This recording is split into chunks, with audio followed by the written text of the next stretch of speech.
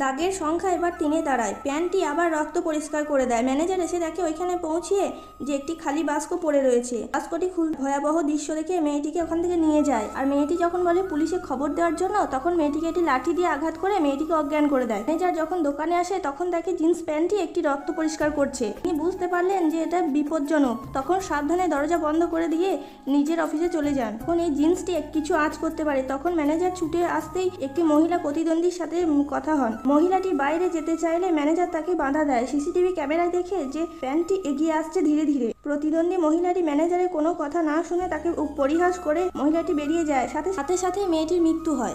Manager এতে খুশি হলেও এবার একটি নতুন লক্ষ্য স্থির করে। জিন্সটি ধীরে ধীরে উঠে দাঁড়ায়। হঠাৎ একটি মিউজিক শুনতে পায় হিন্দি গান শুনে নাচতে আরম্ভ করে। এই ভয়াবহ দৃশ্য ক্যামেরায় রেকর্ড হয়। জিন্সটি খুশি হয়ে মেয়েটিকে ছেড়ে দেয়। হঠাৎ অজ্ঞান হওয়া মেয়েটি উঠে দেখে যে একটি ক্যামেরা মেঝেই পড়ে রয়েছে। তখন সেটা দেখে অবাক হয়ে যায়। তখন দেখে সবকিছুর মূল উদ্দেশ্য হচ্ছে এই জিন্স প্যান্টটি। তখন তিনি একটা কর্মচারীকে ডেকে নিয়ে এসে ভিডিও রেকর্ডটি দেখায়। দুজনেই খুব ভয় পেয়ে যায়। তারপর ম্যানেজার অফিসে গিয়ে আশ্রয় নেয়।